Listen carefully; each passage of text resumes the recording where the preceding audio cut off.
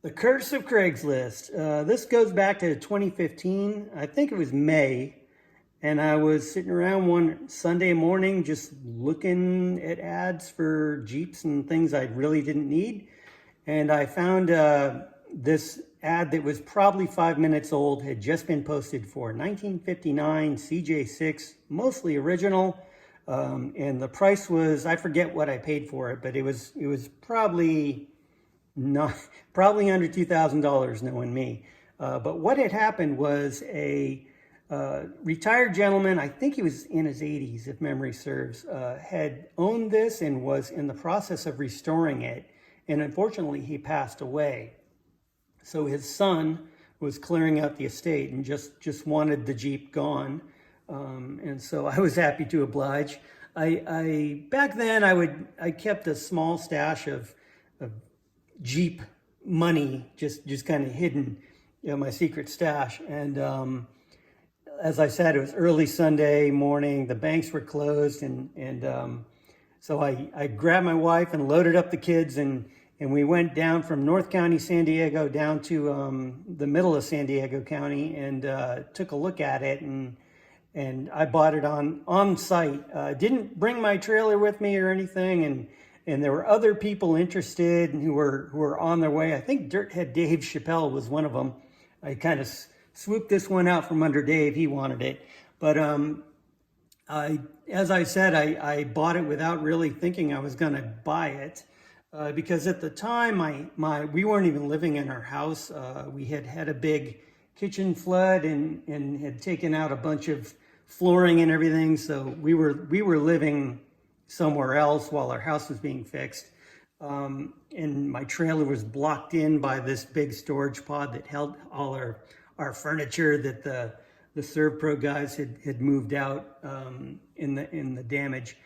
But regardless, I called AAA and said, "Hey, I own this Jeep and it doesn't run, and I need it brought, from this address to my house." And they came and loaded it up, no questions asked, and we followed along. Had the driver maneuver and dropped it right next to the storage pod, and he took off, and I gave it a quick, cursory look-see, but I think the kids had baseball games or something that we were getting to, and so I begrudgingly left it behind and went on.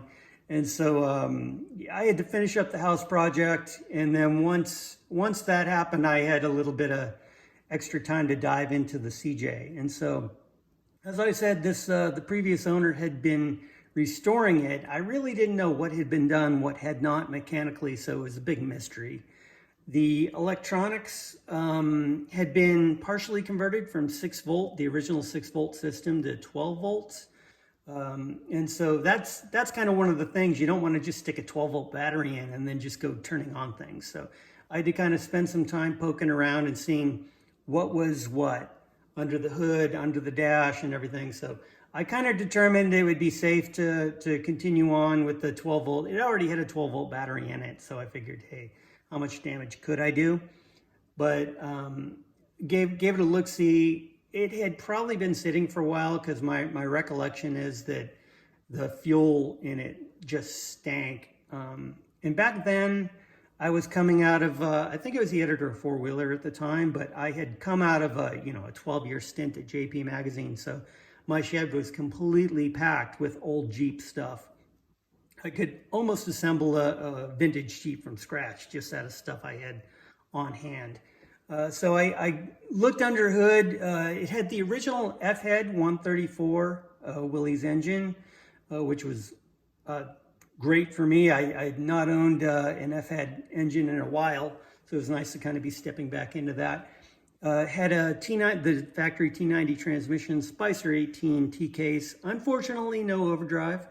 And then it had the factory Dana 25 front and Dana 44 rear with 538 gears. So the only kind of bummer about it was that it had those ugly 31-inch aftermarket wheels and tires on it. And he had done a quote-unquote cosmetic restoration with a very, very thickly applied coat of red paint that looked pretty good from a distance, but when you got up close to it, it was pretty thick and chunky.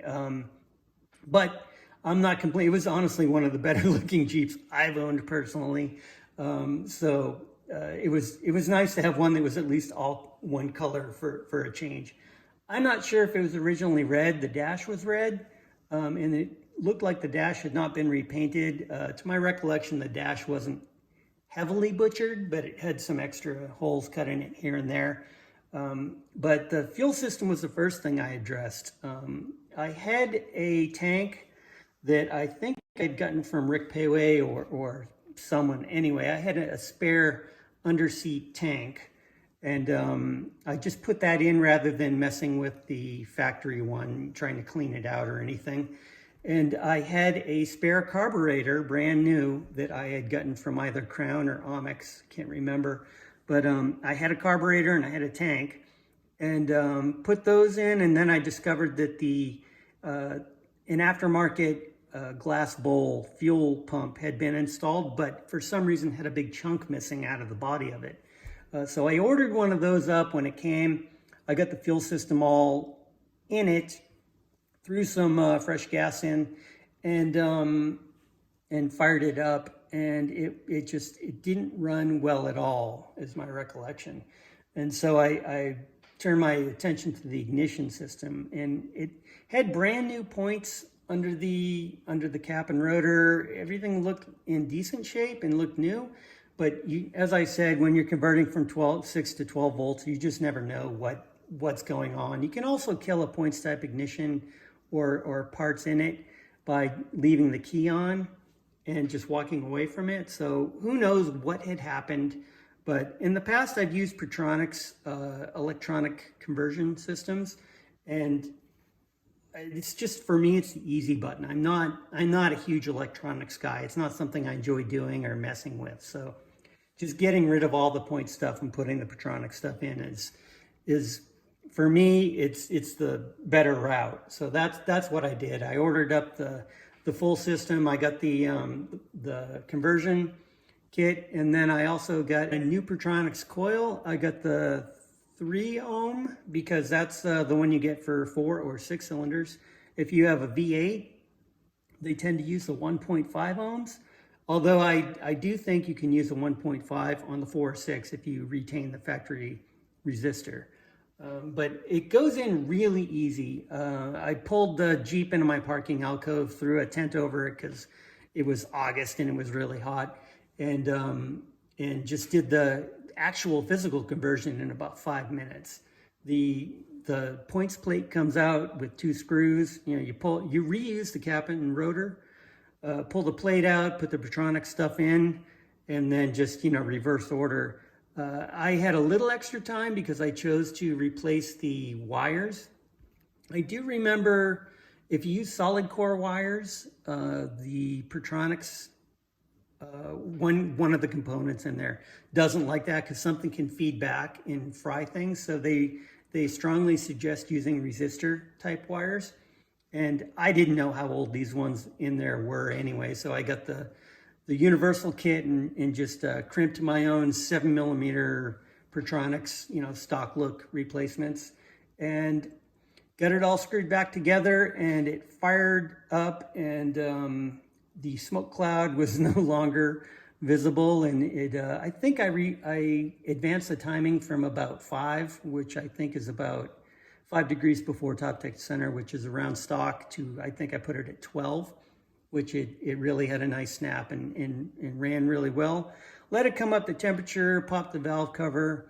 I made sure the valves were adjusted correctly on the F head, and that was it. It was now a runner. And so the only other thing I did to that Jeep that I recall was ordering a set of wheels and tires from Coker. I wanted this one stock looking, and I love the skinny 16-inch wheels. So I got some Firestone knobbies, which are just flat out awesome. And Coker has the correct, I forget how wide they are. They're like 5 inches wide. They're really narrow, the pizza cutters. But the 16-inch pizza cutter wheels with the 5x5.5 bolt pattern. They came mounted and balanced, or at least mounted. They arrived mounted. And so all I did was I rattle canned them with some almond spray paint, which is what I've been using on most of my vintage Jeep wheels. And because I had a can of it when I bought the house because it's the same color as my gate. So I just had it. I used it on my Project Hatari and really liked the look of it. So most of my vintage Jeeps get that almond spray paint on it. But that was it. After that, it was a runner. I mean, it went down the road nice. I think I probably installed seat belts in it, but I would just drive around the neighborhood and stuff, and had plenty of get up and go. It really could have used an overdrive, not only for top speed, but to split gears. It's, you know, any Jeep F or L head isn't gonna like big grades or big hills. And I've said in other videos, I do live at the top of a small mountain. So it's quite a climb getting it back up home. But that was the story of my CJ6. I held on to it for a little while, and I just didn't really have a place for it, and eventually got rid of it. But it was a good Jeep. I sold it to some guy who I think he had this whole line for me. He was trying to haggle me down on the price after he got here. I'm like, dude, you just drove 2 hours. Like, I've got other buyers lined up. If you don't want it, sorry. But he had this whole story about, you know, wanting one for a long time, and he's got to restore it and this and that. And then he got it home, and literally later that day, I saw an ad pop up on Craigslist with that Jeep for sale for double what he had paid me. So I'm not sure if he ever get rid of it, but it's out there around somewhere, and it was a nice little CJ6. I can't own them all, but I'm sure trying.